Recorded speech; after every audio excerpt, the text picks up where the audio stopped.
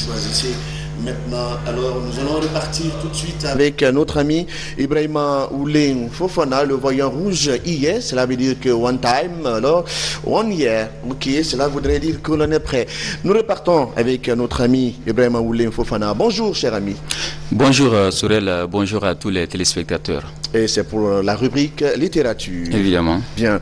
Et ce matin, un livre intitulé Femmes de Guinée, Osons et ôtons les ailleurs des docteurs Dialikatou Diallo et Bakary Saraya Diaby. Évidemment, c'est ça, Oui. et c'est ce livre en question. Oui. Femmes de Guinée, Osons et ôtons les ailleurs, c'est un essai qui fait l'analyse de la problématique liée à la question du genre en République de Guinée. Et les auteurs traitent également le principe d'équité et égalité entre femmes et hommes. Bien, Oui. d'accord. Mais qui sont ces auteurs? Voilà, Dr Zalikatou est né à Kankan, en République de Guinée, est originaire de Poré-Daka, dans la préfecture de Mamou. Elle a occupé plusieurs postes de la FEDIFOOT, du secrétariat à la vice-présidence, puis commissaire de la CAF et de la FIFA. Elle a été élue députée à l'Assemblée nationale guinéenne et au Parlement panafricain avant de devenir ministre de la Citoyenneté et de l'Unité nationale jusqu'au 5 septembre 2021. Elle est actuellement présidente de la COFEDAD Guinée, membre du bureau politique national du RPG Arc-en-Ciel, du COCAN 2025 et de plusieurs associations féminines. Son co-auteur Bakary Saraya Diaby est diplômé en droit des affaires de l'École supérieure des sciences juridiques et économiques de Casablanca. Pleinement actif dans les activités culturelles, il a remporté le prix du concours national des arts au Maroc et dédicacé en 2017 son premier roman intitulé Impasse des âmes à Conakry, capitale mondiale du livre. Actuellement, il travaille à la direction juridique et de communication de BFG Consulting and Service. Bien voilà, c'est évidemment. les deux auteurs de ce livre. Docteur Dialikatou, donc, et puis bien tirer aussi la Guinéenne en politique. Oui. Mais quelle est l'idée Voilà, principale? l'idée principale, ici, ces deux auteurs ont fait un constat global sur le positionnement de la femme dans la société. Oui. Ils ont fait une analyse et qu'est-ce qui fait aujourd'hui que les femmes ont du mal à s'affirmer dans nos différentes sociétés. Oui. Même si Dr Zalikatou Diallo elle-même, elle est exemplaire, en tout cas dans ce sens, qui s'est battue, qui a raflé à sur des responsabilités, qui a été première fois dans l'histoire de la Guinée ministre de la Citoyenneté et de l'Unité nationale, deuxième vice-présidente présidente à la FEDIFOOT au temps de Supervieux.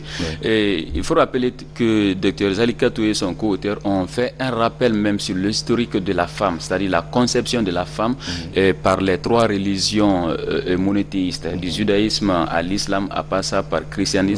Et toutes ces religions expliquent ici que la femme doit se soumettre à l'homme, parce que tout simplement, si vous prenez l'Ancien Testament du christianisme qui estime ici que la femme provient de la côte de l'homme, donc la première infériorité de l'homme, de la femme, le fait qu'elle a été créée par une partie de l'homme, une infériorité. Deuxièmement, c'est la femme même qui est à la base de la déchéance de l'homme, parce que depuis le temps de Adam et Ève, c'est grâce à la femme, c'est à cause de la femme que l'homme a quitté les bonheurs du paradis afin de goûter vraiment au malheur de la terre. Donc c'est un premier constat. C'est cette idée qui s'est développée jusqu'à nos jours. C'est pourquoi les femmes ont du mal à s'affirmer partout où elles soient.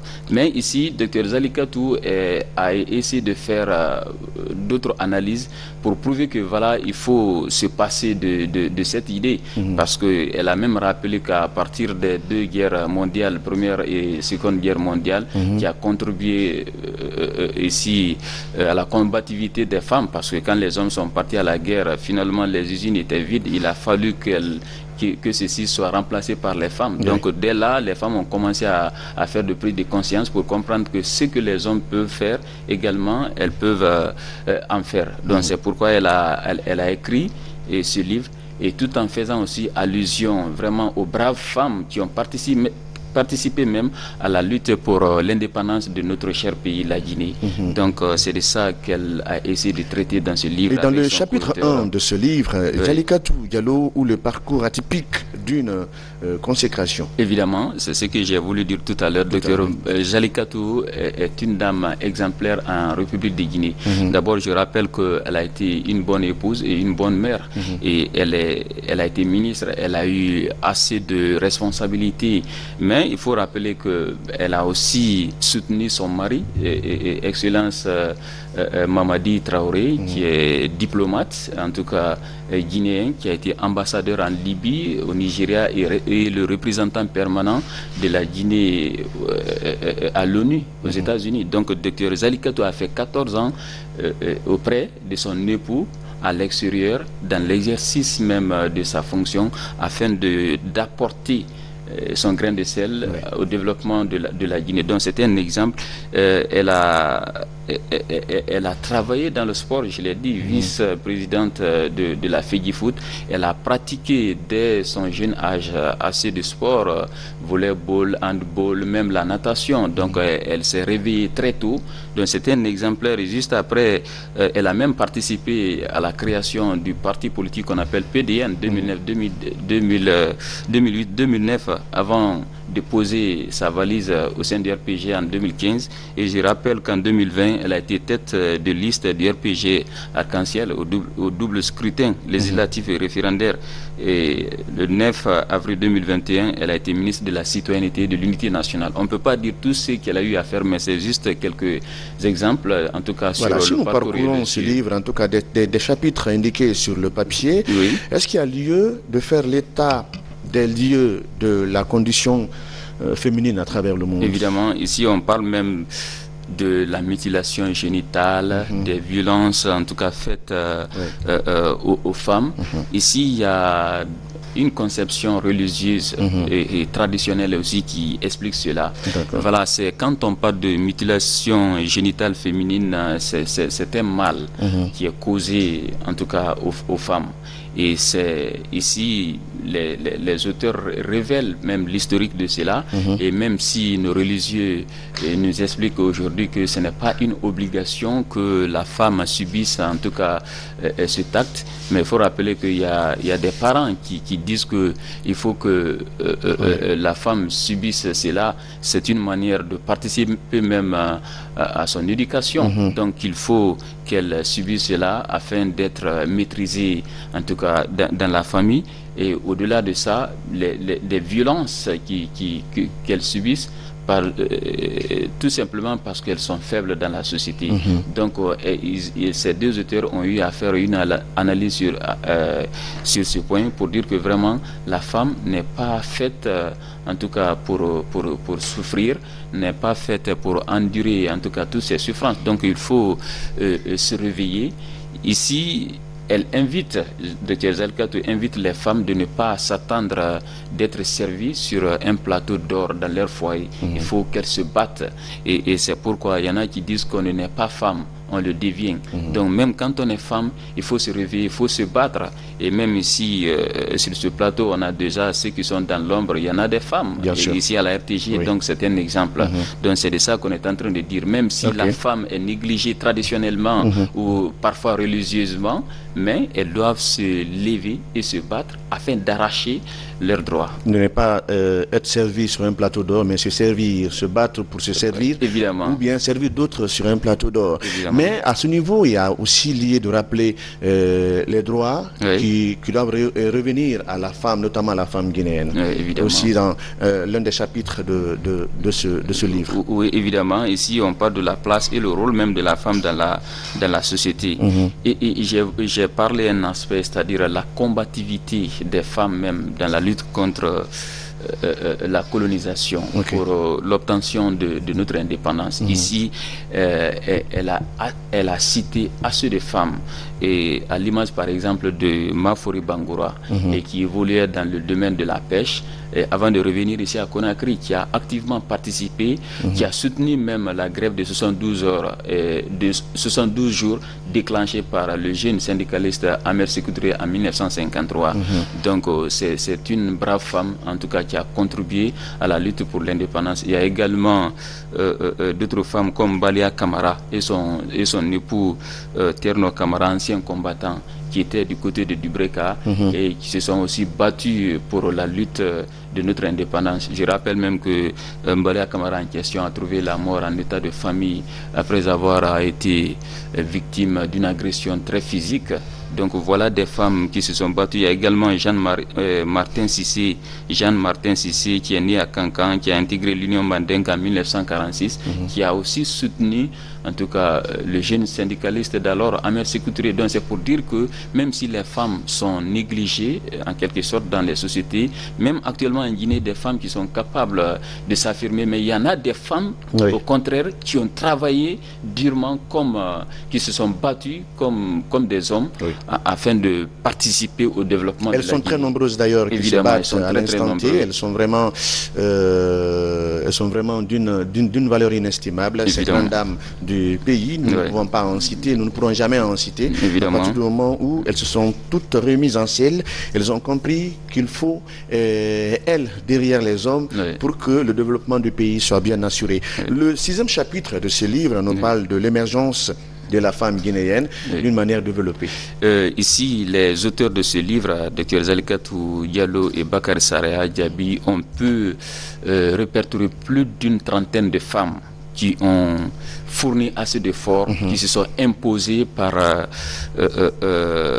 leur capacité intellectuelle en Guinée. Et par exemple, c'est le cas de Adja Saran Daraba, qui a été ministre des Affaires sociales et de la promotion féminine en 1996. Je rappelle qu'elle est la seule femme candidate à l'élection présidentielle de 2010. Ça, c'était un exemple. Si par avant, on pensait que la femme ne pouvait pas se présenter à une élection présidentielle, cette dame de fer aussi, Adja Saran Daraba, a bravé cet obstacle. Et en plus, nous avons Adja Rabiatou Sira Diallo qui a été secrétaire général de la CNTG. Tout le monde connaît cette histoire, qui a voulu contribuer vraiment à l'amélioration des conditions de vie des travailleurs guinéens. Et c'est le cas évidemment de Madame Kamara Aminata Touré, fille aînée du président Ahmed Sékou Touré, qui s'est battue également pour l'autonomisation de la femme, des jeunes filles de Kaloum en général. Évidemment, Madame Hawa Biavogi qui a lutté contre Ebola. Et ces femmes sont très nombreuses. Nous avons également Madame Ariette Conté, voilà, première dame évidemment sous la deuxième République qui s'est battue pour la promotion de la paix. Nous avons évidemment Adja Diene Kaba qui a été aussi première dame du régime déchu avec sa fondation Prosmi. Et nous avons également Binta Pilote, la première dame dans l'histoire de l'Afrique à conduire l'hélicoptère. Binta Pilote, Fatoumata Binta Diallo, qui a été même pilote de Ahmed Sékou Touré et de Ariette Conté. Donc ça, c'est un exploit. Nous avons également Général Mawassila, actuel gouverneur de la ville de Conakry.